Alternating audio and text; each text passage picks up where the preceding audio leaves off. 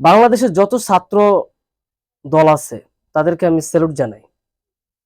হ্যাঁ, একদম একদম অন্তরে অন্তর থেকে আমি তাদেরকে স্যালুট জানাই, স্যালুট। আজকে বাংলাদেশের ছাত্রদের কারণে, তাদের অবদানে আজকে বাংলাদেশ নতুন করে স্বাধীন হয়েছে। 1971 সনে বাংলাদেশ স্বাধীন হয়েছে কিনা আমি জানি না, কিন্তু 2024 সনে 2024 সনে বাংলাদেশ একদম চিরস্থায়ীভাবে স্বাধীন হয়েছে ইনশাল্লাহ, এতে কোনো সন্দেহ নাই।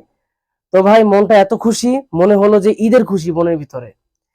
তো এর অবদান বাংলাদেশের সকল ছাত্রদের অবদান, এটা এটা তাদের উসিলা এটা হয়েছে, তাছাড়া এটা সম্ভব আদৌ সম্ভব হইতো না। বাংলাদেশের প্রত্যেকটা ছাত্রের আমি স্যালুট জানাই।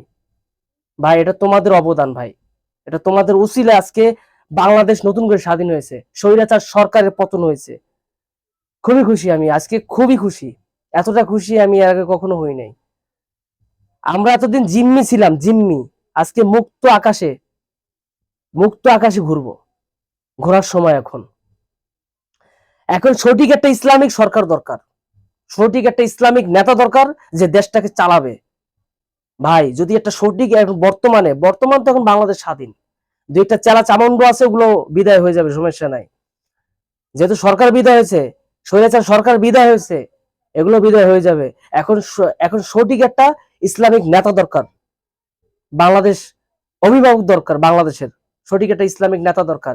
এই নেতা যদি সঠিক আমরা পেয়ে যাই, তাহলে আমাদের বাংলাদেশটা জান্নাতের বাগানে পরিণত হবে ইনশাল্লাহ, এতে কোনো সন্দেহ নাই। তো আমরা আশা করি ইনশাল্লাহ, ঈদ মুবারক সবাইকে, সবাই ভালো থাকবেন ইনশাল্লাহ। এখন বাংলাদেশটাকে আমরা এগিয়ে নিতে যা করা লাগে ইনশাল্লাহ আমরা সবাই সার্বিকভাবে চেষ্টা করব। আসসালামু আলাইকুম সবাইকে। আর আমার বাংলাদেশের সকল ছাত্রদের আবারও স্যালুট।